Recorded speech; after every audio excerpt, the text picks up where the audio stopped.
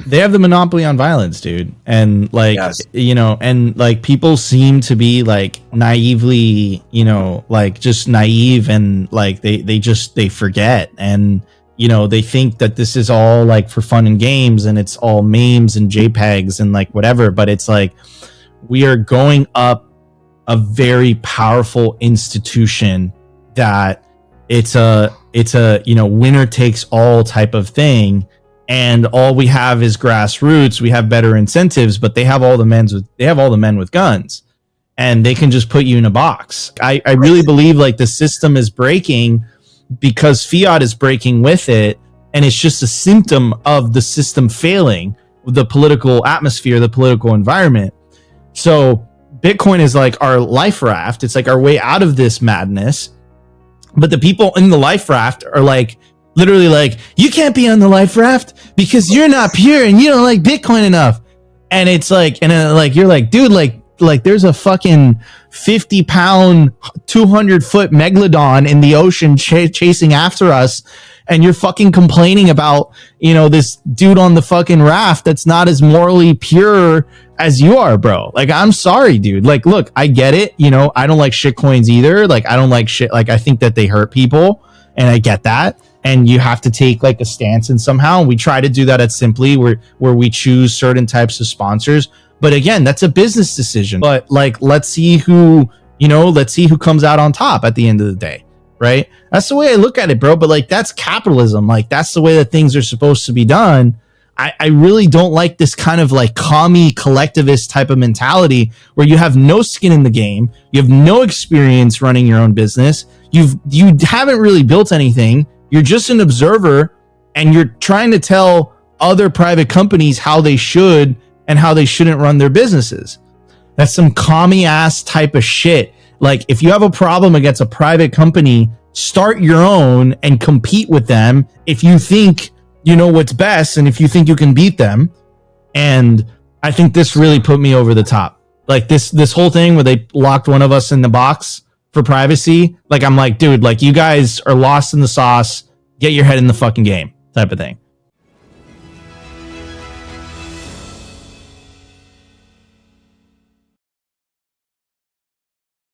All right, let's formally start this really quick. Mr. Nico Moran, Mr. Nico Moran of Simply Bitcoin, the creator, founder of Simply Bitcoin. Thank you for joining me here today and being a playable character in a sea, clearly, of non-playable characters. Thank you.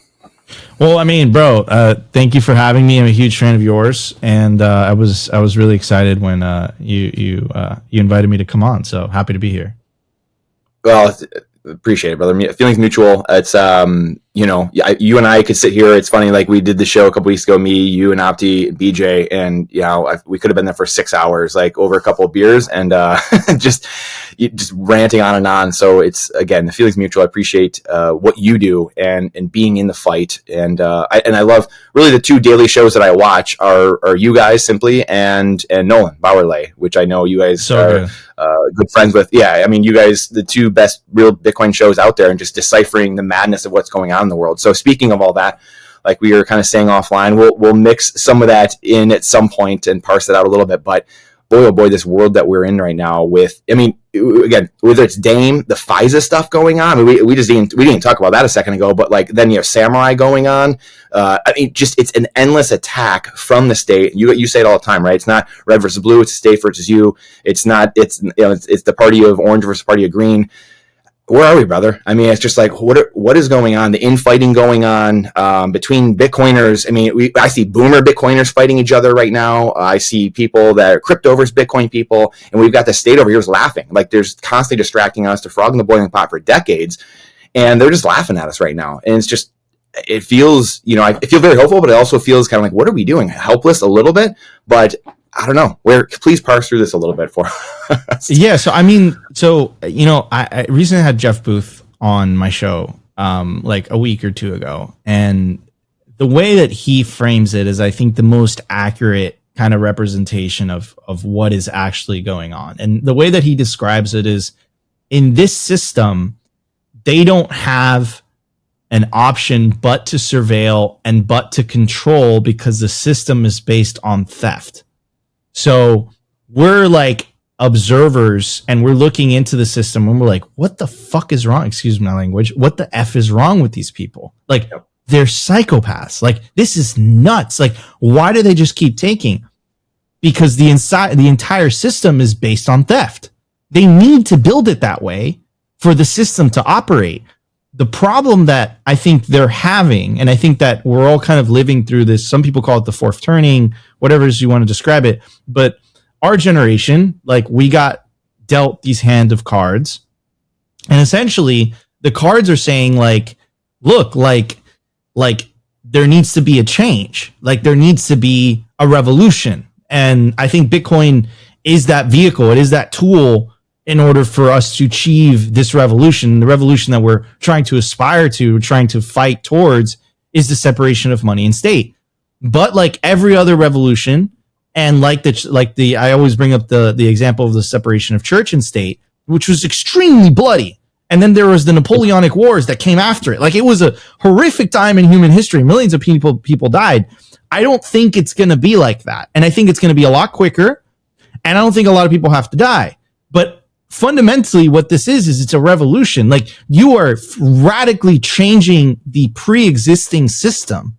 And the pre-existing system is going to fundamentally fight back.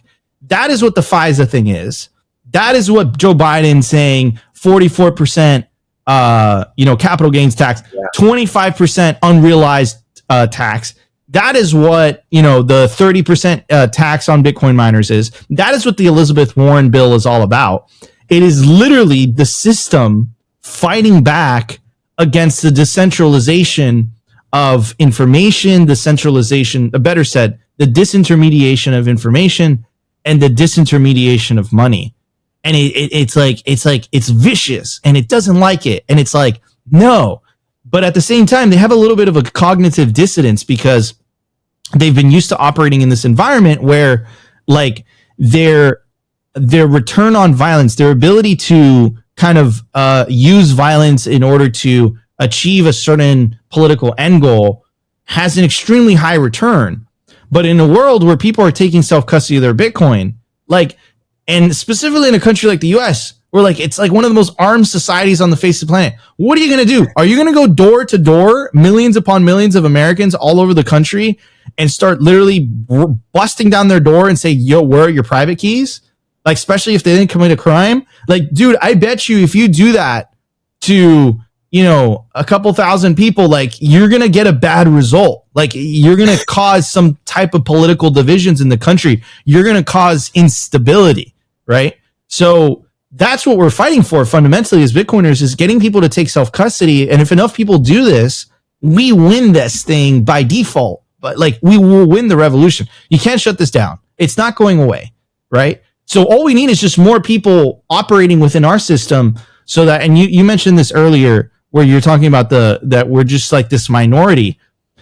Our goal as Bitcoiners is to fundamentally, for us to become a big minority enough where, like, we're unfuckable with, right? Like, we're such a big minority that it's like you pass any type of anti-Bitcoin legislation or regulation, and, you're going to have 10, 20, 30% of the population up in arms saying, like, yo, go fuck yourself. Like, we're not going along with that, right?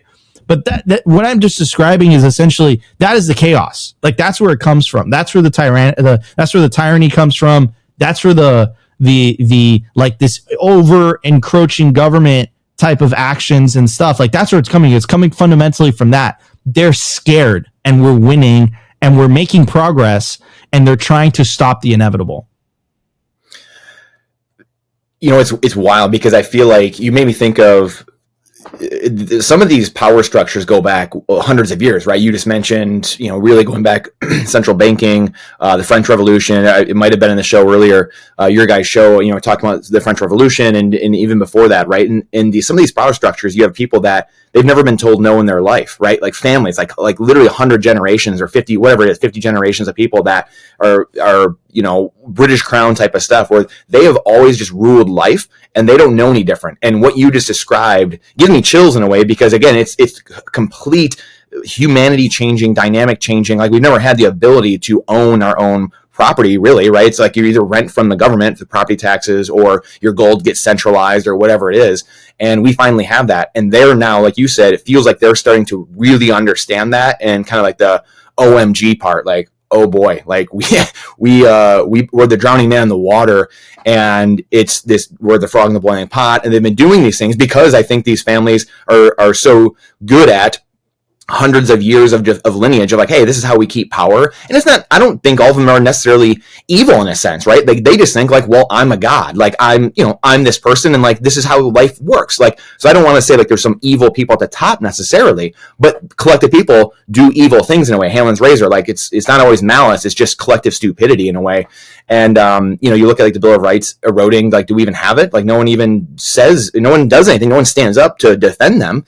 Fortunately, we have the Second Amendment here in America, but it's wild. Like you just never got to hear about this before. So I would love for you to kind of just comment on, like, again, like that you said, the disintermediation of money, disintermediation of state, it's paramount, or money and state, because it's paramount. We never heard about this stuff before even, and now we get to hear about it with social media. We get to see these things. So like you said, I do agree that it's going to be quicker because the people are starting to wake up and realize what in the world's going on. Like your rant today on the show was epic. Like it was an all timer, right? And that's the revolution right there. The self custody is a revolution, and that's and like I appreciate you saying that as well. And what I would say, Brandon, is that like it's and Tucker did an amazing interview, which I highly recommend everyone. And by the way, they dislike this interview so much that it's shadow banned. So if you go on YouTube and you put Tucker Carlson, Mike Pence, it won't pop up. You have to go to Google, put Tucker Carlson. I was going to bring that up here. I love that you're bringing this up. I was going to talk about this. Yeah. And then it will show you that interview.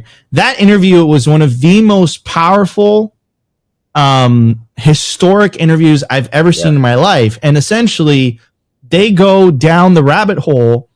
And just the TLDR is that governments were not ready for the internet. They were not ready for mass scale peer-to-peer communication. It freaks them out.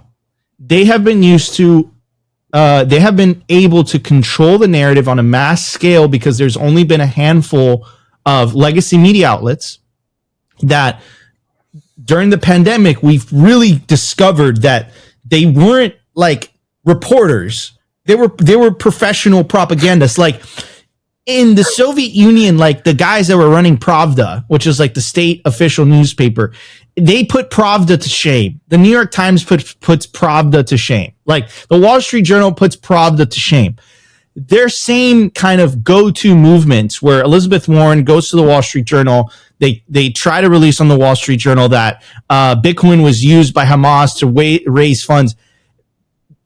Social media responded like this to that, like a vicious like immune system, and they couldn't propagate the narrative.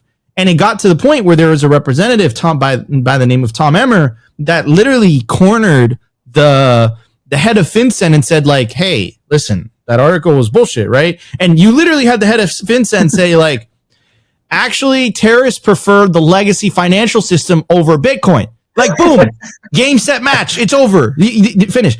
That was not possible before mass scale peer-to-peer communications. And to go back to your original point about this awakening, that's what's happening. It's causing a great awakening in society. We want to thank our sponsor. This show is presented by Bitcoin Trading Cards, an orange pill in a pack, making talking about things that normally make you want to cry fun and easy. The scarcest and most educational cards to ever exist. Available now.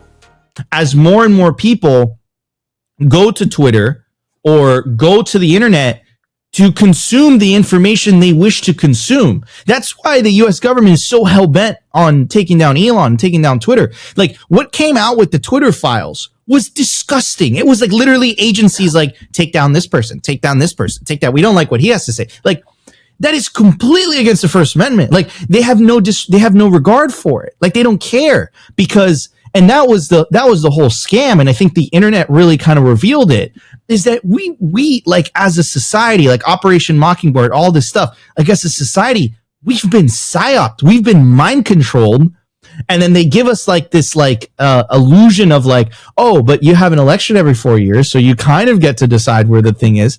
But I think really what was discovered in the 2016 election was the uncovering of, some people call it the deep state, I call it the administrative state, right? But basically this unelected bureaucracy that stays in power regardless of who gets elected into office. And what was discovered is like, they're the ones actually running the entire country. Now, the problem is that when you have an unelected bureaucracy that runs the entire country, the issue for them is that they don't really, they're used to operating in a body where they don't get feedback. There is no accountability. And now all of a sudden the internet has given anyone the ability to grow a platform and hold them accountable. Not only hold them accountable, expose their bullshit in real time. And they're not used to that. And it freaks them the fuck out. They're like, oh my God, like, what do you mean? Like, this is uncovered. Like, we can't do that. We got to get this. We got to put this guy away. Look, the first guy that did it, like, but on a mass scale, was Edward Snowden and Julian Assange. Look at what happened to them, right? Like, Edward Snowden released the, you know, like the CIA was spying on everyone, and then Julian Assange released the infamous Apache gunship, just like mowing down people. Just to kind of TLDR it, summarize it up, right? Julian Assange, Edward Snowden, they made examples of these people. All they're doing is reporting, right? But they weren't reporting through the controlled, acceptable media sources, right? So yeah, like it's this crazy world that we live in, and like, especially like as Americans, right? Like, I'm an immigrant. I wasn't the version of this country I was sold on is not the version of this country that we're living in today. This is nuts. Like, the level of control and evil, really, that's what it is, that we're seeing from our so-called betters, the people in power. It's wild. I remember like 10 years ago listening to Hillary Clinton talk about civil society 2.0, and it was basically her, like, they were in a it was similar to like the Obamacare, the Jonathan Gruber guy from like, 12, 14 years ago when he was in like the academic setting. Similar also to the FDIC thing from a year and a half ago when they're in the round table and they're like, well, yeah, of course there's going to be bank runs, and of course, like, we don't believe in the banking system that much like the people do, ha ha ha. And Hillary Clinton, Jonathan Gruber, Obamacare, was saying lack of transparency is a great political tool. Like, we had to shove it down people's throats in order to just get it passed, to take control of people, stuff like that. And then you have Hillary Clinton, Civil Society 2.0, which was basically, like you said, the administrative state. And she was saying, it really doesn't matter if we lose elections. The State Department is so built out between the military bases and the State Department and all these apparatuses within the administrative state that we will run things regardless of who's president and regardless of what happens. It doesn't matter. And so I think that's, like you said, the Mike Benz interview was one of the more eye-opening things for the average person to see. And I think what a lot of us that paid attention, it was confirming, right? Of like, oh my gosh, like, this is my greatest fear is actually true. And then waking up people up. So, I guess speak to like the importance of just being active politically locally. This is like a hot topic within, libertarian or Bitcoiner communities, but boy, oh boy, I mean, elections do have consequences. And maybe right now, the average person, like, you might be so, well, it doesn't matter, Brandon, like, Nico, like, well, maybe, hey, you have a better case now, but like, this is the whole point. If you don't do this decades ago and you let yourself continually get to this place, now we find ourselves in this place where, like you said, we have to shift the entire system because, like Jeff says, like, you can't fix the reality from the current system. So anyway, just if you could elaborate or just, speak on what your thought on just, again, being active politically, whether it's, what Dennis Porter's doing or just being active locally and knowing your community, the people around you, so we can not be in situations like this in the future. Yeah, I mean, look, so I think it's incredibly important. Like, I always kind of make the joke, and it's not a joke, right? It's an election year. The most important vote you can make is taking Bitcoin to self-custody. That being said, elections do have consequences. So, and this is a very uncomfortable topic for Bitcoiners, but the reality is that Trump, he's anti-CBDC. That means that he's like, from my perspective politically, like, I'm voting for that guy. Biden is pro CBDC, anti Bitcoin. So, like, you think about it, like, who would you rather vote for in that situation? Like, put aside conservative, red, blue, like, whatever. Just think about it from like a purely Bitcoiner lens. Like, Vivek, RFK Jr., Ron DeSantis passed an anti-central bank digital currency bill here in Florida. Like, yeah, absolutely. Like the in traditional like fiat politics, like I call it, like absolutely, it holds big significance. I mean, look at what happened in El Salvador, right? Like El Salvador is a great example where Bitcoiners have essentially I don't want to say we've gained control of the state, but we are now protected. If in El Salvador, you're now protected by the men with guns, right? The men with guns now protect Bitcoiners, right? Like the men with guns now enforce Bitcoin as legal tender. Like that's important fundamentally, right? So yeah, I think the political process is incredibly important. I think from how it currently stands, the Republican Party has been a lot more pro Bitcoin than the Democratic Party, even though it's not monolithic at all. Like it's not black or white. There are Democrats that support Bitcoin, and there are Republicans that are anti-Bitcoin. But kind of like the general consensus is it's kind of like Republicans are more pro, and then Democrats, for whatever reason, are more anti-Bitcoin, right? Which is very strange because, you know, the party stands on equality and equal and opportunity and all this stuff, but it's like, you know, Bitcoin and of course, like, you know, they're for the little guy, which is interesting because like fiat ravages the little guy the most, right? So you would think that they would be pro something like Bitcoin, right? But then there's this beautiful thing about Bitcoin, which is that it exposes incentives, right? So, you know, whether you're a tyrant on whatever ideology you're operating on, like Bitcoin exposes you for who you are and what you're trying to do. So yeah, I think we're entering a phase in the next 5 to 10 years that I think Bitcoin is going to enter the political discourse, but immensely, right? I think we're seeing the first inklings of that this election cycle with Ron DeSantis, Vivek Ramaswamy, RFK Jr., Trump, like testing the waters with the CBDC. He got surprised when he mentioned it with the crowd. He was like, yeah, and if you elect me, I'll be anti-CBDC. And then the crowd's like, yeah. And he's like, whoa, I didn't know you guys were like, yeah, okay, anti-CBDC. And of course, he's just trying to get elected. He's just trying to get votes, right? But, you know, it is entering into the political discourse. And what I will say is that the current administration is extremely hostile towards this thing. They want a central bank digital currency. When Gary Gensler accepted the whole ETF, dude, like, first of all, they butchered that release. Number one. Number two, dude, like that letter that was like, we accepted this, but I think it's a horrible decision. It's like, dude, like you work in government. Like it's not your decision to decide what the markets can do or what the markets can't do.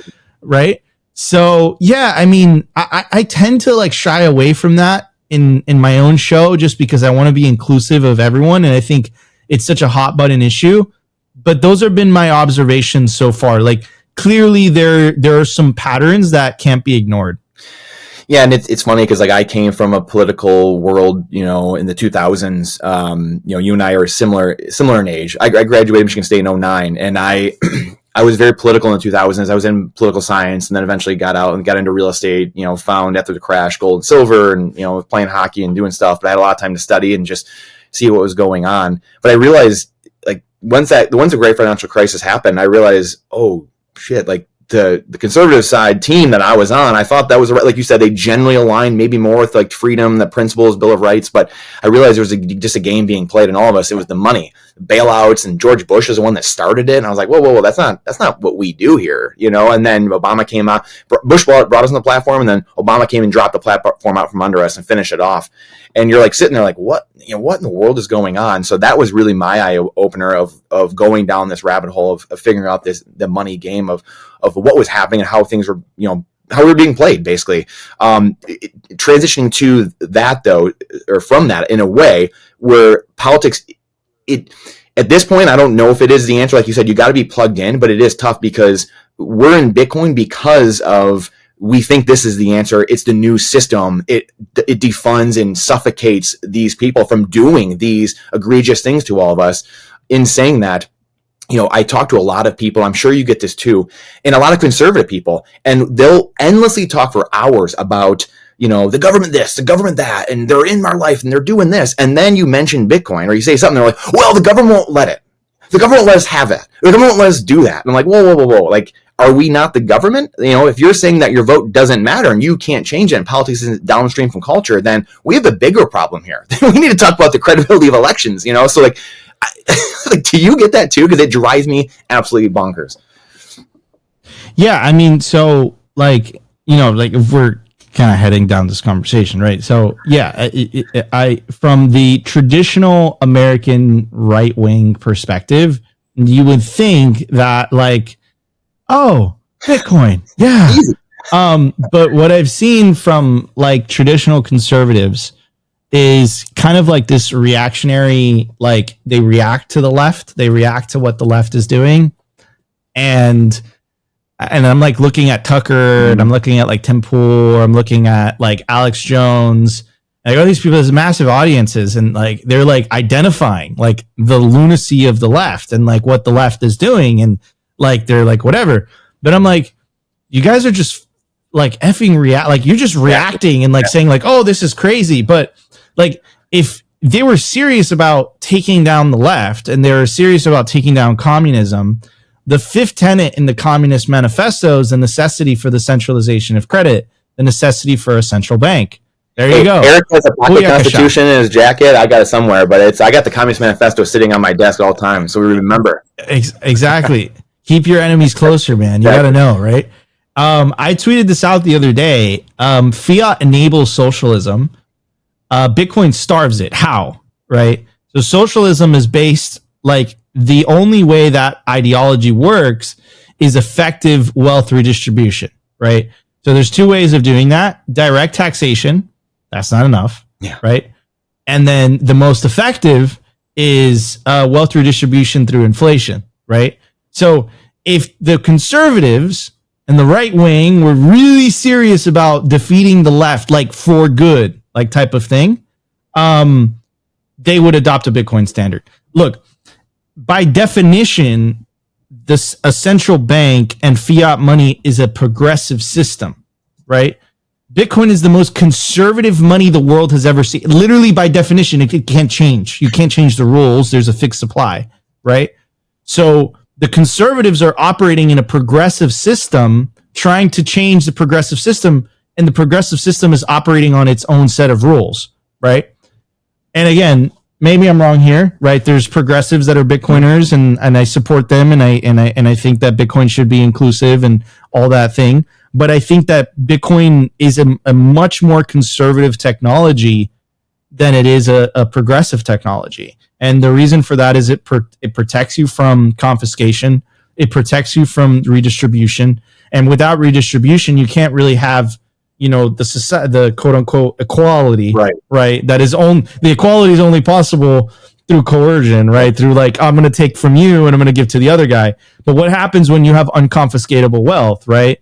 That kind of changes the conversation, the topic. So to go back, I'm like ranting and rambling, but to go back to your original point, yeah, it's perplexing to me why, these conservative commentators that have these massive audiences are not shouting from the rooftops about the benefits of Bitcoin. Now, to go to the progressive argument, I can make an argument for Bitcoin on the progressive side. It's the most equal, equitable money the world has ever seen, right? Like, if you truly care about the little guy gets absolutely massacred by inflation, right? The little guy does not have equal opportunity, right? So yes, if you're from the progressive mindset, Bitcoin is for you too, right? But I think, just to kind of summarize it here, Bitcoin in itself is apolitical, but the consequence of the world adopting a Bitcoin standard is extremely political. Yeah, well said. It's funny. Like I couldn't agree with you more in like the properties that Bitcoin has and how you broke that down. And it's funny, like I just go back to, I had this thought. So going back 15 years ago, I had this thought of like, man, we need to come together somehow. And the Bill of Rights, Constitution, for me at that time, not knowing Bitcoin in 15 years ago, was the thing where I was like, okay, we can galvanize behind this because it's the document where it gives everyone freedom. And, 90 to 95% of people generally want freedom. and there's always going to be the outliers. And so to me, that was like the obvious thing of like, man, and then so it became obvious. That's where Bitcoin eventually became obvious, where that you learn through Bitcoin, which you can't in the fiat system. You don't learn it in gold. You don't learn it in these other worlds where they're just, like you said, it's a state. It's, not red versus blue. It's a state versus you. They're distracting you. They're distracting you and pitting you against each other, because we are very similar, way more similar than we are different. And like all those things, like you said, conservative or progressive, a lot of those values, I share those same values too. Now, was I conservative or whatever my entire life, a libertarian? Yeah, but I share a lot of those progressive values too, actually, because I think they're human things, like a lot of them. And they just use emotional marketing on the progressive side, of the Marxist side, to entrap human beings and really get them over to that side. And I think that's where it makes me think of the Ronald Reagan quote of, and again, he says Democrats, but like, it's not that that they don't know anything. It's just they know so much that it isn't so. And to me, that's how I look at it. Or people, fiat is a brainwashing mechanism. We go back to these intelligence agencies and all these things. It creates mental illness in people, unfortunately, and we're living through that right now. And I couldn't agree more too with, like, I think of like the Glenn Becks of the world, the Tuckers, like all these people. And it's like, how I just commented on one of Glenn's, they talked about the Halving the other day. I'm like, how do you guys not talk about this more? Like, how do you? And the only thing I can think of is, one, you don't get it, obviously. Okay, great. But two is like, are there some people that you think you're freedom fighting with, but at the same time, like, are they scared that their job might go away because they can't now fight? I don't know. That dude. I've gone down this rabbit hole where I'm just kind of like, going there. They identify that the issue is the Federal Reserve, like, yes. Especially like the more kind of like Steve Bannon types, like, yep. All that stuff. They identified the issue. They're like, the issue is the Federal Reserve, and you're like, okay, George Gammons, and then and then it reminds me of like the Thomas Sowell video where like the guy was like asking him, so if you end the Fed, what do you replace it with? And the guy's like, how do you don't replace a cancer, you just end it, right? But here's the thing, like, history has shown that it will inevitably be co-opted because human beings are prone to that, like, emotional manipulation. And I truly believe that that's why the left has been as successful as it has been, is because it kind of like, I think human beings needs purpose, mm-hmm. right? And if you're like, if you're not doing well in society, right, and you're low, and it's almost as if they give you something to make you feel that you're part of something bigger than it is. Like, you're in a fight to end climate change. Yeah. Like, bro, okay, like, dude, like, we're in a fucking ball like orbiting a fucking giant fireball, flying through outer space at hundreds of thousands of miles, like, even faster than that. And then we're orbiting a giant fucking black hole in the middle of this fucking, like, and then you have the gall to think that the government can't do shit and is going to somehow fucking change the climate. Like, bro, like, the climate isn't steady. Like, this thing changes. Like, it's the way it is. It's the innovation and the adaptability. I don't know if that's a word, but the ability for humans to adapt to different circumstances that is going to make us survive this. Like, I mean, like, Holland would have been like underwater for hundreds of years, but then they realized they're like, holy shit, if we don't build these badass dikes, we're going to go underwater. So let's build these badass dikes. So it's like betting against human innovation and betting against human beings' ability to adapt, I think, is naive. And like thinking that somehow you're going to be able to, like, pause the climate on Earth. Like, dude, in a billion years, I think the sun's going to expand and it's going to like just like eat the Earth or some shit like that. Like, dude, like, it's like things are changing. Like, to think that you're going to somehow save Earth, like, dude, save yourself first. Like, look within yourself, become a better human being, and stop trying to control other people. Like, and I think it's what you said. Like, I think fiat is a disease, and fiat has given this like false illusion to a lot of people that I think money comes out of nowhere. It could just grow on trees. You can have free everything. And I think it's given politicians specifically this like godlike complex where they feel they can like, solve all these issues. And the reality is that we can't afford it. Like, the US government in 2023 spent $1.7 trillion more than it collected in tax revenue. Where'd that money come from? They printed it, and everyone's like, oh, we can print it. It's like, no, dude, they're literally just taking it out of your pocket because the numbers don't change. you're like, no, I have the same amount of money. It's like, no, but the purchasing power went lower, right? So yeah, I mean, Bitcoin changes this in the sense that like, I think in over like a long enough time scale, I think it's going to make politics like obsolete in the sense that what happens when a politician's only mechanism to raise money for whatever fucking idea comes out of their head is via direct taxation? Like, you know, the whole conversation changes. Now all of a sudden that politician surely does care a lot about what you have to say and how you feel about them. But as long as they have this ability to just literally create money for free that everyone else has to work for, I think the problems of today are just going to keep on going and go. It's just going to keep getting worse and worse and worse and worse. Yeah, 100%. You know, it's funny. Like you mentioned, I always, for so long, I was like, how can a sane human being, and, you know, God love everybody, you know, Catholic, I think you're a Catholic too, I believe, Catholic boys.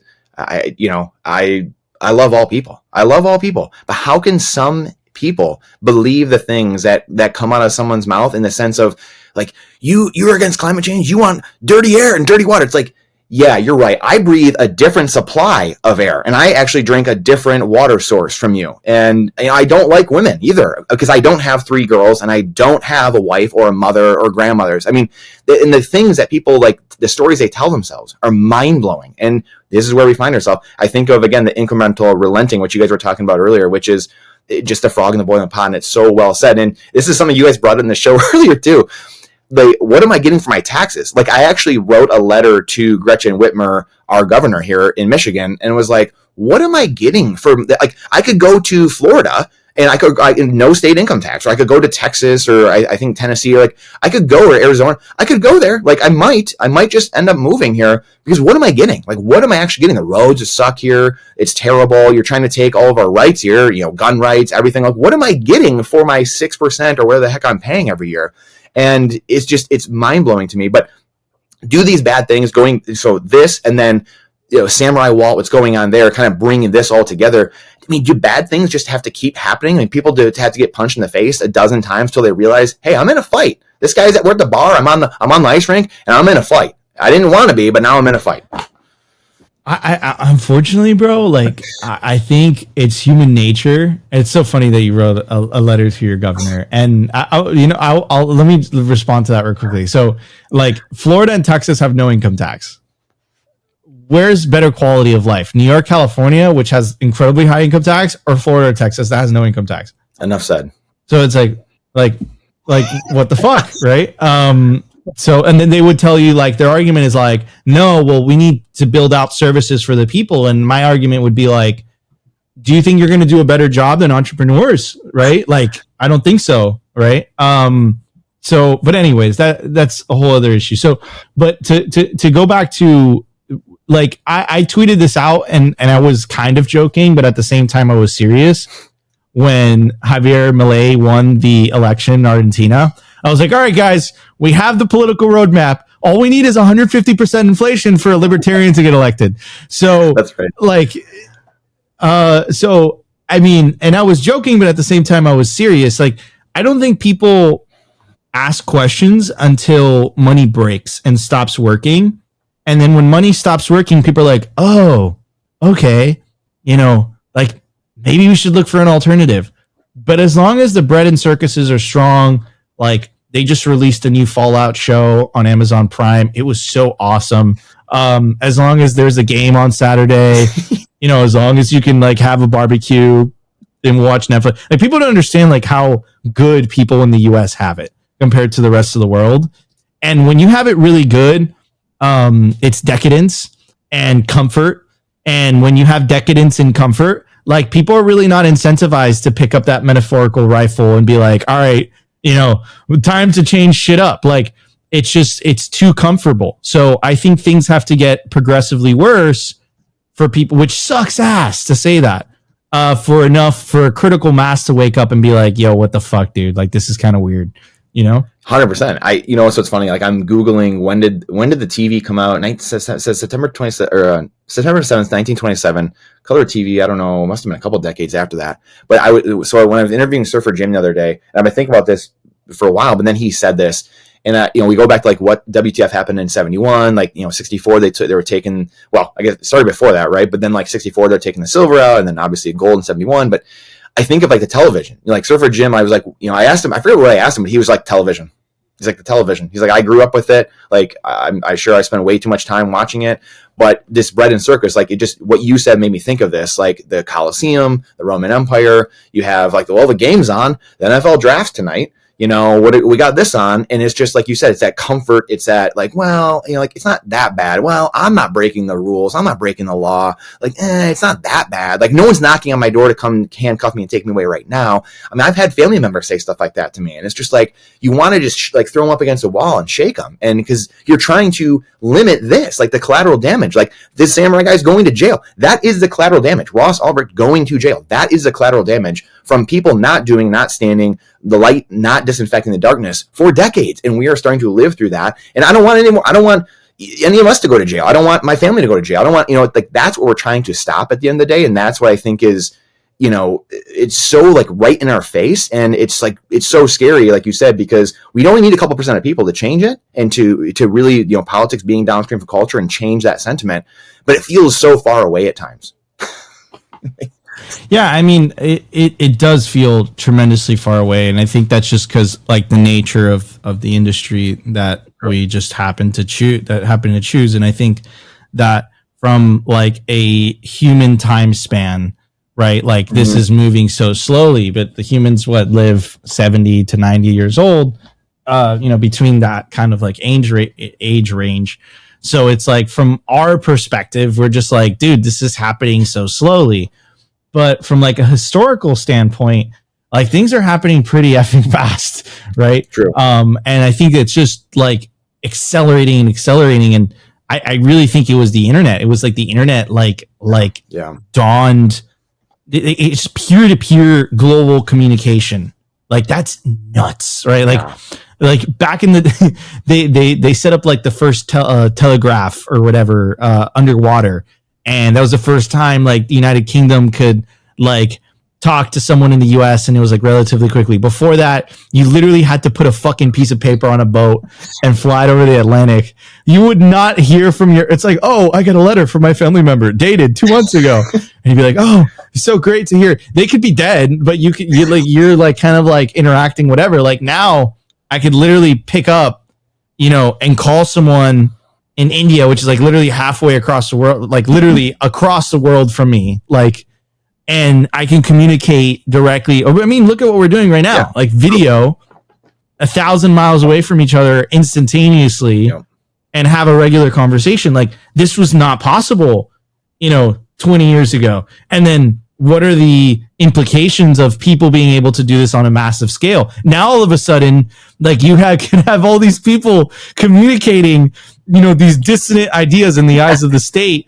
And like, they're like, holy shit. Like, no, like they're not supposed to question JFK. The Mike Benz. And they're not supposed to question, they're not supposed to question the money.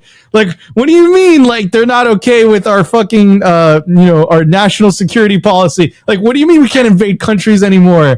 Like, they're not supposed to know this, these dirty peasants. Like, only we're supposed to know this shit. So it's like, yeah, man, like, it's just crazy how all this stuff is happening. And like, I feel like I'm a broken record when I mention this book, but I'm going to have to, man, Sovereign Individual, bro. Like they just predicted all this shit. Like they just predicted, they weren't right about a lot of the like communism going away. It like evolved, but all the other stuff, they were fucking spot on about it. Like they were so accurate. In their just kind of like mental model. And if we just keep following that mental model, like things are just going to get progressively worse because the state is just going to get like, they're going to be starved. Like I saw Lynn Olin tweet this today and it resonated with me. And it was like, hold on a second. It was such a good fucking, it was a Noster post. It says the entire developed world tax apparatus that was built in the 20th century and extends into the 21st century depends on ubiquitous financial surveillance. They're not going to give that up without a fight. I've been saying that at a number of conferences and podcasts that privacy is their main battleground for the next decade. Back in the 19th century and before, money was mostly private. There were plenty of dictators, but there was no major method of surveillance, surveilling all transactions. Therefore, things like broad income tax were untenable to enforce. But in the 20th century, as money increasingly moved around at the speed of light, people needed bank accounts to keep up. It wasn't forced upon them. They chose it, and those bank accounts were centralized, surveilled, and ruggable. This allowed authorities to switch to income tax, which required ubiquitous financial surveillance to work, and it ultimately allowed them to switch to fiat currency altogether. Now in the 21st century, Bitcoin in its various layers allows people to hold and move around global money without permission banks, and they can do so peer-to-peer, and they can do so with custodians and open layers, etc. Unlike the base layer of fiat, the base layer of Bitcoin is permissionless. Now, okay, that's just talking about money. Apply information to that as well, dude. Like, it is so crazy that we're growing up in this time, but it's fucking chaotic as shit at the same time. Like, it's like, holy fuck, house prices are fucking crazy. Like, it's just nuts, man. The whole thing is just, it's bananas. It really is. It's like, I just don't know if people grasp, the average person or normie grasps, like, we could have the debt of the United States could be 100 trillion by the end of the decade. I mean, there's no telling. I mean, we're on that exponential curve at somewhere along this line now of the exponential curve. I know, Lynn tweeted out the CBO thing just a couple months ago of like their own projections of like, yeah, this is unsustainable. I mean, like, you feel like you're in a simulation, like we're in a game. It's like, where does it end? What happens? Part of it, I feel like it's the hippie bubble, and we've talked about this over time too, but like the older generations, like Lynn just mentioned in that Noster, tweet or whatever you call it, it's the system built by the silent generation and the boomer generation, and it doesn't work anymore. It's a system past its time, and the younger people are going to be coming in power, speaking of politics and things of that nature. And it's just not going to fly. That dog don't hunt anymore. Like 401k, ERISA, all these things from it, the Social Security Act, like you're stamped like a cow, you're branded with your debt number so we know who's who and who has so we can pin their national debt on them. I mean, it's a joke. And that's where the younger generations, some of the Gen Xers and the millennials on under, they're like, no, we're not doing this anymore. We're just not going to. So I think that's where, to your point, it does.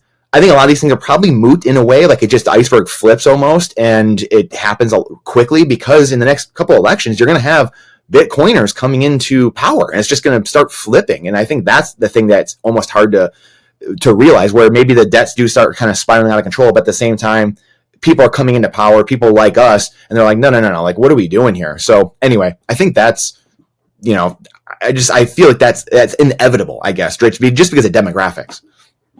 Yeah, no, and the thing is too, also, is like, I think that's one of the hardest, like one of the reasons that I think it's so difficult to see from our perspective is because like no offense to the boomers, bro, but the boomers are acting as if they're gonna be immortal or some shit.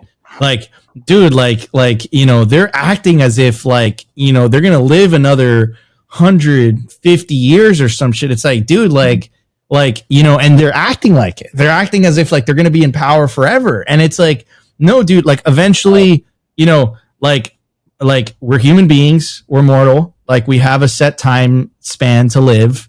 Eventually, like I know they don't believe that in Congress because they're like, yeah, I'm going to run for office again. I'm 85 fucking years old. Like, yeah, why not? Right. But it's like, eventually like it's going to catch up to them. Eventually, and again, we don't have to do anything. It's Mother Nature. But I think the boomer generation, bro, not all of them. I have so many good Bitcoin boomer friends, right, and they're awesome. They're dope people. You mentioned Surfer Jim. He's fucking amazing. Yeah. But dude, just in whole, like that generation, like, holy shit. That saying, like, weak men create hard times create strong men create good times. It literally was good times created weak men, and we're like living through the weak men generation as millennials, and it's like, this sucks ass, like it's terrible. And then we're just getting fucking riled up. All of a sudden morals start to become important, honor starts to become important, integrity starts to become important, all these lessons that we forgot because life was good, things were booming, like the 80s were dope. Like you can buy a house in Miami for like 100K, 200K. Like it was fucking nuts. Like one of the things I always hear that from like my parents are like, oh, when I was your age, like, whatever. And then like, I literally like fucking, cause it's all on Zillow. And I pull it up and I'm like, you mean that? And they're like, oh no, but inflation. And like, I literally put it into the inflation calculator and it's like, dude, it was still 250K, bro. And they're like, you got to work harder. It's like, dude, shut the fuck up. Like, no offense. Like, I'm sorry, man. Like, millennials got the short end of the stick. The Zoomers got fucked. Like, they're Russian serfs, dude. They're serfs. Like, I'll put it to you this way, okay? Shit's getting so bad that their own propaganda coming out of the Cantillionaire Conference, the World Economic Forum, like, they're even telling you, like, guys, you are going to own nothing and be happy. Like, they're telling you, like, they fucking know themselves. And it's like, dude, Klaus, like, you're fucking 80 years old, dude. Like, you're gonna fucking die probably in the next 5-10 years. Like, Mother Nature's gonna do its thing. Like, bro, what the fuck are you doing? Like, move the fuck over. You lived your life. You fucked it up for the rest of us. I can't. Mission accomplished, Klaus. I mean, I don't like. It is wild. I mean, it's like, it is so crazy to see, like, why, what are you doing, Klaus? Like, it feels like that's why people think it's an agenda. Like, how come you haven't passed it off, right? Yeah. And that's why you have conspiracy theorists, because we think you're conspiring together to do. It is. That's what it is. Klaus is 900 years old. He's still doing stuff, wearing a Dr. Evil suit at the and then the best part this year, Nico, right, was what was the slogan this year? Regaining trust or whatever. I mean, like, you can't make this stuff up. It's like it's like hiding in plain sight. They had the hubris to think the Build Back Better, bro. What the fuck happened to that?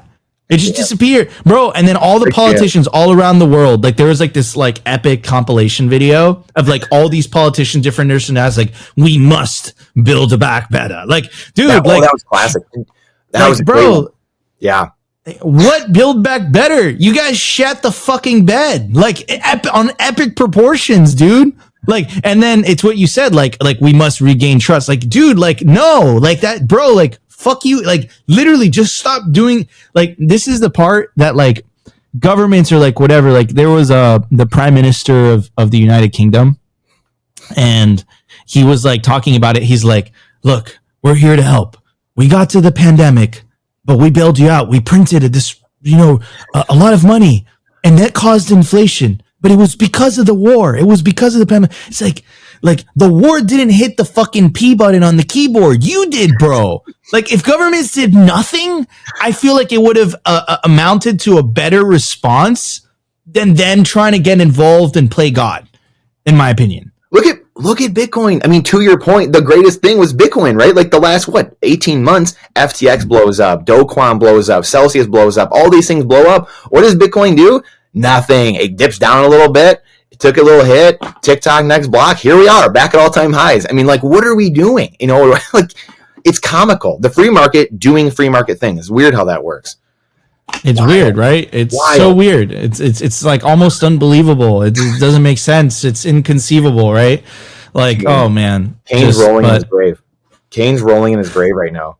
How much time you have? I know we should probably wrap soon here in a few minutes. I know I got some time. Got a little time. All right, good. Because I won't go through everything here. As we have to do is another time as well, because there's so many things we could just like go on about. But holy cow, it's laughable. Like, again, the generational thing is so, like, I remember talking to Larry Lepard. We were going to like a CrossFit workout. I mean, like a year ago, and I don't know where we were, and we were talking about the which I feel like we've talked about before. Maybe it was just you on the show talking about it, but the millennials, what the wealth they have compared to the boomers when they were our age, it's like, what, 5% of wealth millennials have now versus like 20-25% the boomers had at the same age. And it's just like, holy cow. Like, and you see it like in them paying for kids' houses, right? Like, this is already the shift of wealth from like them, and they're not passing away yet necessarily. They're just having to shift down and pay off their student debts or pay for school or pay for the homes they're living in. It's wild. And it's just going to increase.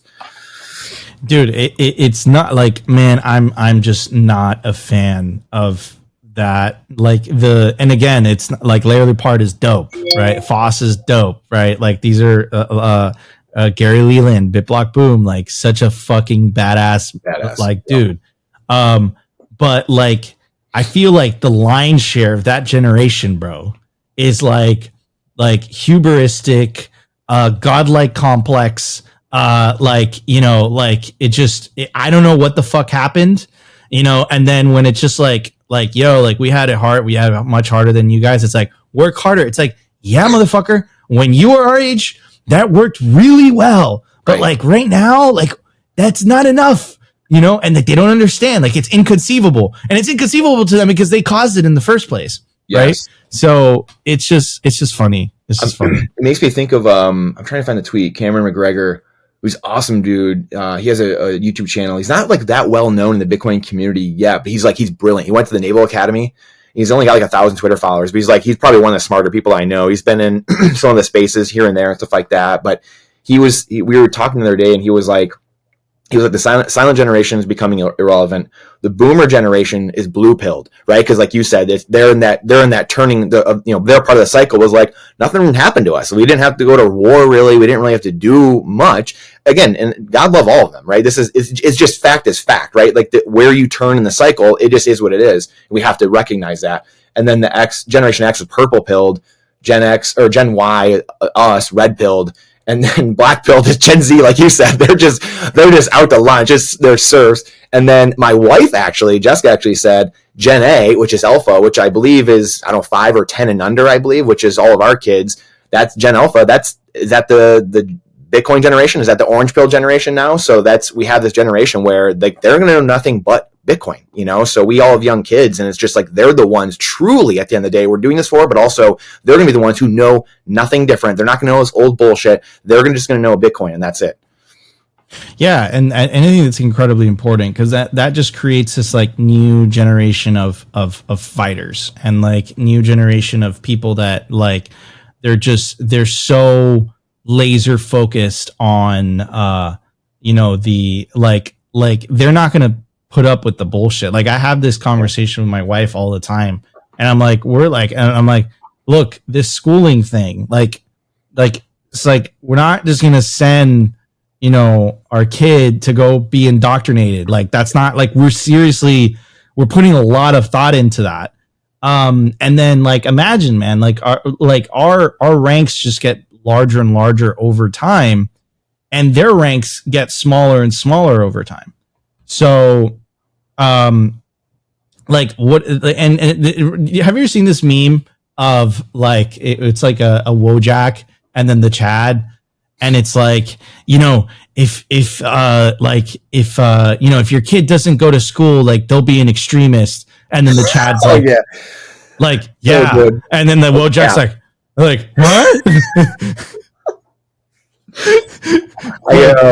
What's one of my favorites?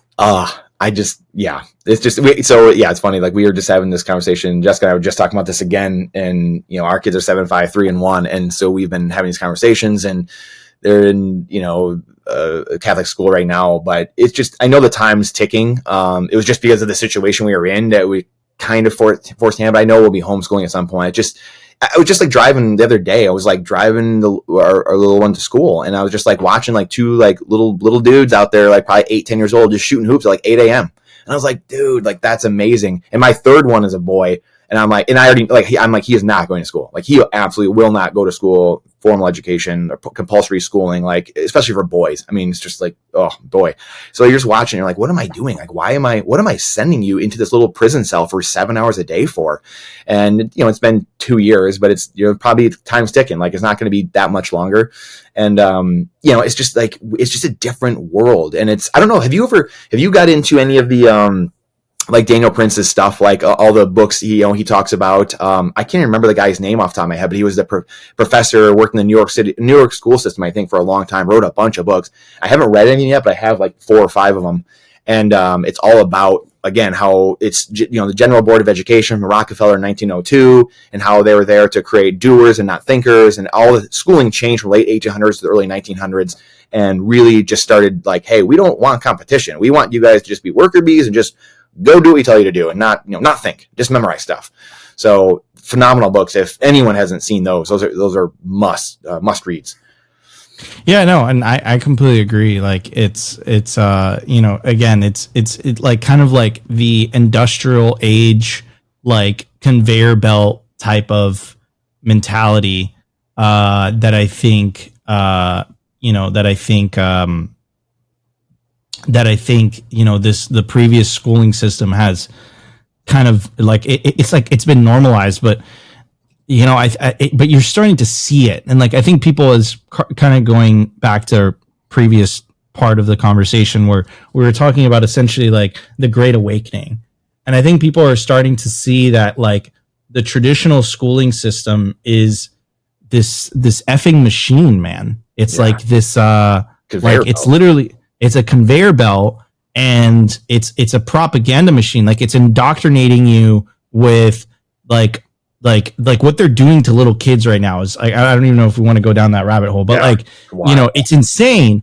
And like, this is like really well known kind of like in like Marxist literature and like whatever, like the way that they want to weaken the nuclear family, because if they weaken the nuclear family, then the allegiance of the individual becomes to the state rather than the family. Like the state doesn't like strong. Yeah, the state doesn't like strong families. It doesn't like strong mother, father type of thing, because that means less reliance on them. So they're incentivized almost to weaken those types of relationships.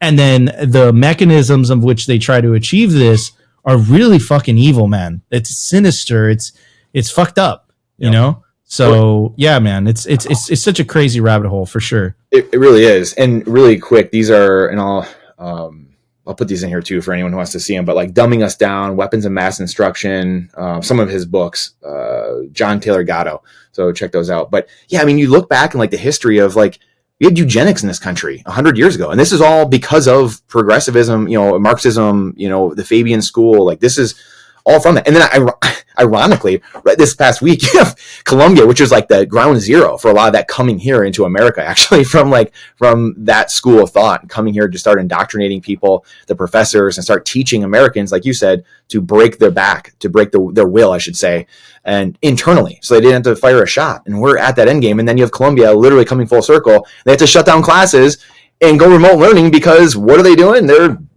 being all crazy. What do you know? I mean, it's like you literally can't make this stuff up. And it's all there for people to see. That's a crazy part. It's there for people to see, with ears to hear and eyes to see. And but then we go back to, well, I've got my 6-pack and the game's on tonight. Brandon, Nico, like, why should I care? You know? So it's like this never ending, like, oh my goodness. Like, when are we, you know, we just got to get punched in the face more, I guess. So that's all. That's it, guys. Yeah, man. It's just get punched in the face, and enough people wake up, enough people are fed up with things, and then, you know, they want change. And, you know, I think from, you know, our generation, Brandon, it was just a matter of like 2008, you know, and like all these things. And it's like, people are always like, hey, Nico, why did you adopt Bitcoin in 2016? Like, whatever. I was like, dude, I was desperate as fuck. I hated my life. I wanted a way out. And, you know, it ended up being Bitcoin, which is great, right? But, you know, that's literally why. It's the reason, you know? So it just happens that the industry that we work in and what the outcomes are going to be of a Bitcoin standard are so seismic. Like it's a big effing deal, you know? Yep. You know, it's funny, and it's like, you talk to so many people about the school system and all these things, a monetary problem, like we said earlier, if you're talking to conservatives, or it could be progressive, you know, liberals too, and they know the problem with government, or there's problems with this. I mean, there's a ton of people in the last 10 years I've talked to, which this didn't happen before this, where they would bitch about the school system, and they all bitch about government. And it's wild, because it's like, if you know there's a problem, if we all know there's a problem, like, how come these things aren't being solved? And that's where you go back to the agenda, like we said with Klaus earlier, and like things like that. It's like, how come we're not teaching financial literacy in school? Like, everyone knows this. I mean, this is decades. People have talked about this, bitched about it, wrote books about it. Robert Kiyosaki, you know, has his entire empire built off of this very thing. I mean, we know, like, people know about this, but yet nothing changes. And it's like, like, why is nothing changing? Yet we all know there's a problem here. It's probably because there's something behind that, you know. It just blows me away that the average person, again, like or like Congress constantly has like a single-digit approval rating, yet they all get voted in over and over again. And again, it's like, what is going on? Stockholm syndrome, bro. It's crazy. Yeah. It's just crazy stuff, you know. But Bitcoin fixes this, man. That's the good news. Yeah, that's true. So where do you starting to transfer towards landing the plane here a little bit and getting toward the end? Why are you so based? Like, what's your story like? Again, like, give us a quick rundown of, you know, your background, you know, Venezuela, just like what was that like, and why are you the way you are? Yeah. So, so I'm originally from Venezuela. My parents are Venezuelan. Moved to Miami. I was like 10 years old. Was raised in Miami. And I was lucky enough for my dad. He had a lot of success earlier on in his career. He worked in the kind of the tech industry in the 90s, and that's how we were able to move to Miami. But basically, the 2008 financial crisis like really impacted my family, and my parents divorced and kind of went through all these things. So it kind of jaded me a little bit to the political system and to the financial system. So I guess I was already predisposed to it. And then 2016 was like a low point in my life. And I was living on my friend's couch, working like minimum wage job, worked in real estate like you did, worked in commercial real estate before that. But at that time I was like working this minimum wage job, and it was like, I was terrible, bro. I was like 23, 24 years old. I was dating this awesome girl. She broke up with me because it was not really kind of amounting to anything at that time in my life. And that, like, I literally hit rock bottom, bro. It was pretty bad.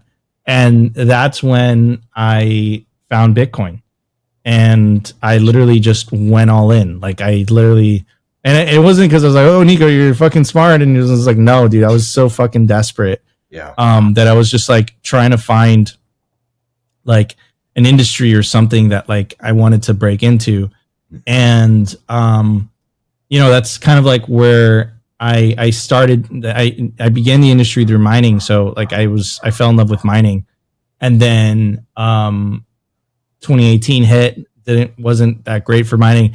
In hindsight, I should have stuck it out because I would have fucking hit a home run. I didn't know at the time. So I started simply in 2020. And little did I know that at that point in history, in Bitcoin's history, there was no Bitcoin only media. There was only like crypto and Bitcoin media. And it's not like now it's like there's so much Bitcoin content, but at that time it was like in its infancy. So I started simply, then that took a life of its own. That gave me a lot of like personal attention, and I started getting invited to conferences and this and this and that. And then in 2023, like Swan was like courting me for a while, and that they were like giving me a lot of responsibilities in the conferences, and I would do live streams for them. And I always had like a pretty good relationship with Corey.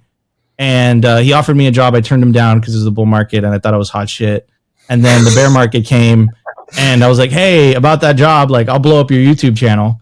And then I never had any corporate experience, so like I kind of wanted it. Like I never worked in a corporation or never whatever. So joined Swan, like got my first kind of exposure to the corporate world, climbed the corporate ladder, which was a lot hard. I didn't think these things were going to be difficult. I didn't have any experience. It's like this like naive, kid.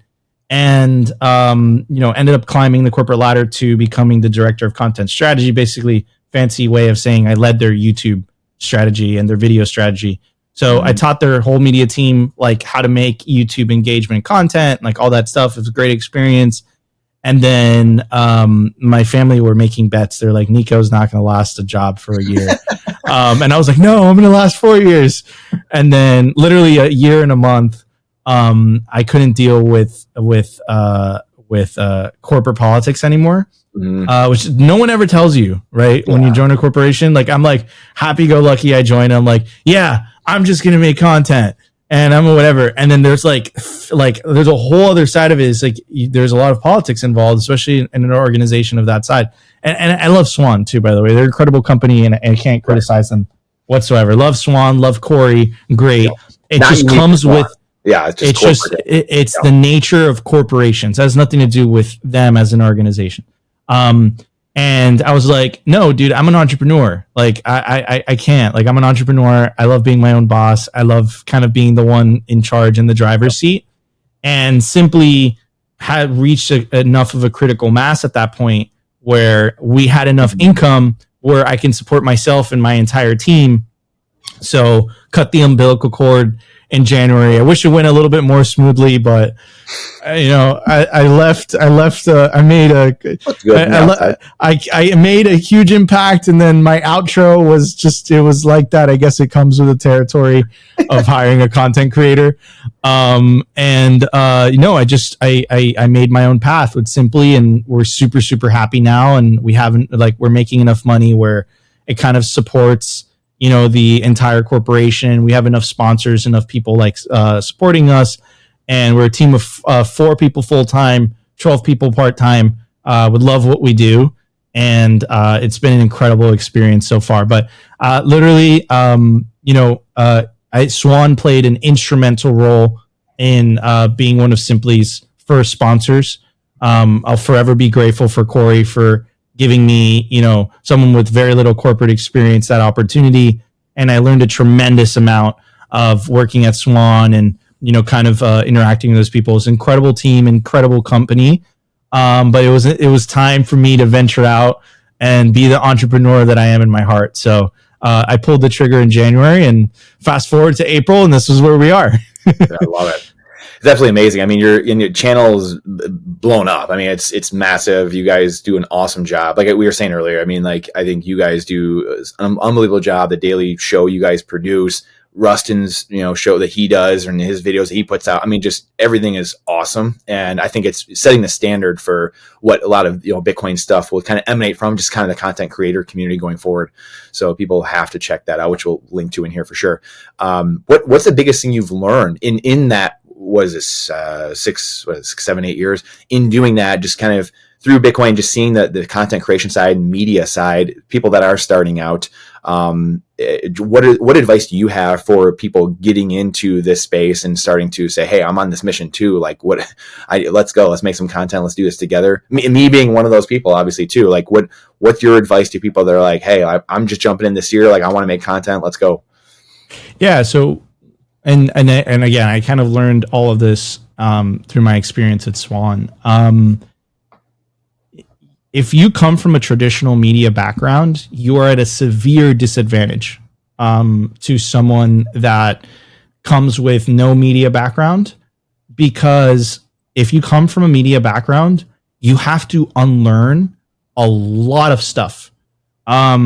The reason that the Swan channel right now is popping off, the reason that Simply is popping off, is because fundamentally I'm a YouTuber. I'm like that. Like if you ask Nico, what are you? It's like, yeah, I'm a content creator, but more so like, what are you? I'm a YouTuber. I love YouTube. I've been on the platform for 8 years. I started making videos for video games. And I know the platform, and I know how to get views, and I know how to get clicks. Right. A lot of people, they approach content from a traditional film background. So they make these beautiful documentaries. That doesn't translate to views a lot of the time. So what a lot of people have to understand is where's your distribution? Your distribution is on Twitter and YouTube. Therefore, you have to be a professional Twitter person, and you have to be a professional YouTuber for you to succeed on those platforms. Now, that's not a blanket statement, right? The podcasters are incredible examples of all good friends of mine, and I admire their work. They're fabulous at what they do. Natalie, Peter, Breedlove, some of the most successful ones. Of course, I do this show with Sessions as well. But Sessions understands this too. Fundamentally, you're a YouTuber. For the podcasters, yeah, long form content translates to some views. But if you're not doing long form content, if you're just doing content in general, you have to understand, you are a YouTuber, right? When you understand that you're a YouTuber, you're not a movie director, you're not a filmmaker. The style of how you make your content completely changes, and you might not like it. Again, this is why I said, if you come from a traditional background, you have a disadvantage, right? Because everything they taught you is kind of and I'm going in there no, you got to make it this way because that's what's going to get you. That's what's going to get you more views on the algorithm. Yeah. And they're like, no, that's going to destroy my creative process. And I'm creating this beautiful film. And I'm like, okay, you can create this beautiful film. I could rip a live show in 30 minutes and I will get 3 or 4 or 5, maybe 10 times the amount of views you're getting. By definition, I'm making a more successful film or maybe making a more successful video. So that's the advice that I would give to people is like, you are a YouTuber first and a filmmaker second, or a content creator second. Learn the platform YouTube, because that's your distribution. That's where you're posting. Right.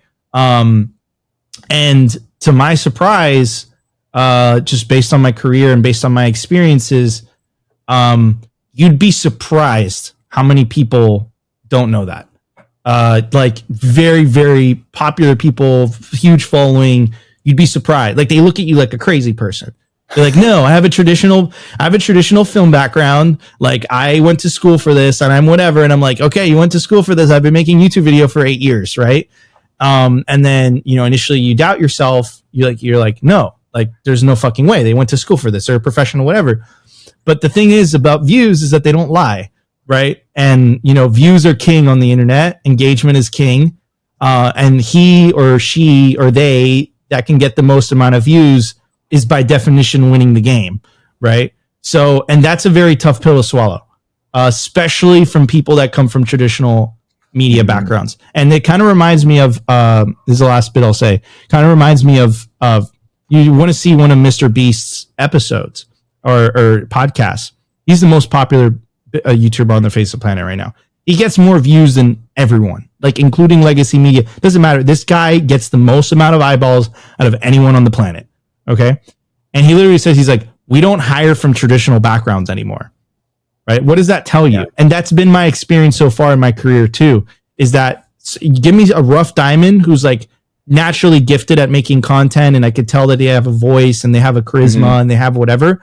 Give me that person versus a person that went to film school for 6 years. Because the person that went to film school for 6 years, they'll look down upon you, right? They'll be like, no, or whatever. And then the rough diamond's like, oh, YouTube engagement, optimized content? Like, absolutely. Hell yeah. So that would be my piece of advice is like, remember, you're a YouTuber and then your everything else comes second, third, fourth, fifth, sixth, seventh, et cetera, et cetera. So good. So good. Man, that's a heck of a clip. That's going to be its own clip at some point. Love that. All right. Getting towards the end, we have a new segment here presented by Bitcoin. I don't have Nico's card, but presented by Bitcoin Trading Cards. So Caleb Pressey, Sunday Conversation Style, a new segment presented by, speaking of content creators. So we'll do a little word association with Nico and rock through a half dozen or so, I don't know, maybe 15 or so words and lightning round it. And let's rock and roll. Satoshi Nakamoto. Legend. Christine Lagarde. Opti's girlfriend. Politics. Fiat. CBDCs. Slavery. Venezuela. Tragedy. Freedom. Life. The right to bear arms. Life. Nayib Bukele.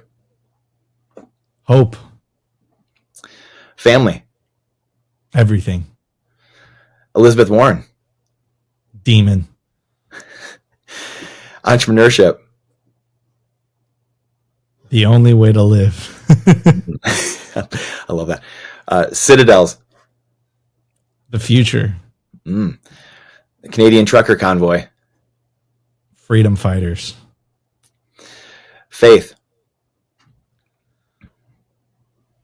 Everything. God. Yeah. And Bitcoin Trading Cards. I'll go back to that. Christ is King. Yeah. There yeah. No, you Love can't it. have salvation without Jesus. 100%. Love that. Bitcoin Trading Cards. Fucking awesome. Yeah. Love them. Physical NFTs. They're so fucking cool. I'm a huge fucking fan. And I don't have a Nico card. I'm ticked because I don't have a Nico card. I try to, when I have someone on, I try to have their card with me, but that literally one I don't have is your card. So I'm ticked. Here we go. Let's go. I got a Nico card and a Tone vase. I know. I've got like a Jimmy. We are I got a couple Satoshi. from Unconfiscatable. Let's go. So, yeah, we got Love that. Nico. It's pretty cool. Yeah, but no, Bitcoin trading cards are so badass. They're so cool. The reason I say physical NFTs is because like NFTs are a fucking joke, right? Like they're garbage, but it's kind of like a jab at the same time, because it's like this is what you're trying to be, but this is what this actually is. So this is this is what you're trying to do, but this is like a real life example of just that. And you know, I think it was Andrew Breitbart that said this, but politics is downstream. Politics is downstream from culture, and anything to take over the culture, because this is a culture war, not the culture war that everyone thinks, but like the whole Bitcoin thing and fiat thing is a culture war. And to win over the culture, you need like trading cards, you need music, you need media, you need content, you need a whole foundation of art. Like all of that is necessary in order to build culture around it. And I think exactly, like merchandise, shirts, like clothing. And I think the Bitcoin trading cards play a really essential role in building up that culture. Exactly. The Simply Shirt. Yeah, 100%, dude. I could not agree more. And it's funny. We've been talking a lot about that, of just like, you know, people will say that, and it's like you have to own it in a way, because it's like, yeah, the NFTs are going to blow up the blockchain. This is this JPEG garbage, but here's the actual thing. This is what it actually looks like. And trying to merge those worlds, these old worlds, collectors world, hobbyists, and bring people into the Bitcoin world, and then Trojan horse them that way and incept the education and truth through that. So couldn't agree more. Lastly, simply Bitcoin. My life, my baby, my dream. Let's see, dude. It's it's everything that I've put my heart and soul into for, 3.5 years, and maybe 4 years. If you would have told me like 4 years ago, I know you said not a paragraph, but this one it's a lot here. If you would have told me 3.5 years ago, 4 years ago, that this podcast would eventually become a business. This hobby would eventually become a podcast, which would eventually become like a small media startup, I would have never believed you. But I kept going, and I just kept powering through. And like, I really believe that, dude. Like, if you just keep going and you're laser focused on something and you really, really want it, I think the universe is kind of like structured in a way where like you get what you want, but you really have to fucking fight for it and bleed and suffer and go through uncertainty. But if you're able to power through, I've never met an entrepreneur in my entire life that wasn't eventually successful. Never met one. I've met people that have quit many times, but I've never met one that like just kept going and eventually didn't pop off. Now, I cannot put a timetable on that. Like, some hit it big year one, which I think is very dangerous, to be honest with you. And then some hit it big year 10. But eventually you hit it. I don't know what the magnitude of, is it going to be $1 billion company? Is it going to be a $10 million, $150 million? No one knows. And no one, and anyone that tells you is lying to you. But what I can say is that if you just keep chipping at it and you keep trying, you put your heart into it and you work your ass off, it's like the parting of the seas, bro. Like, it's fucking nuts. Like, things just happen, and then it's unbelievable. Like, you just don't believe it. You're like, I can never have believed that this thing, we would have like a 12-person company. We would never. I would have never believed you. I would have been like, you're fucking crazy. But just keep working, and if you believe in God, you're a good person, you have integrity. Like I forget. I have the passage saved on my tab, but it's Psalm 91. There you go. Right? Just keep going. And he's got your back. Like, literally, just keep going. Be a good person. Have faith. Work your ass off, and Literally, God has your back. Never let me down my entire life. That's what I would say. Maybe that's naive, but that's been my personal experience.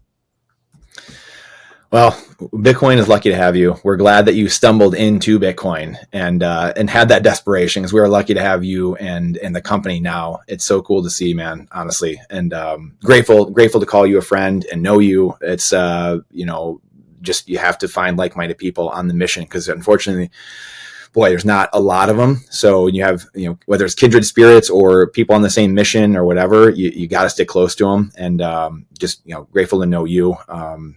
Yeah. So I don't want to get too emotional at the end here, but seriously, it's just not common. So where could people find you? Yeah. I mean, you can find me on Twitter at Bitvolt.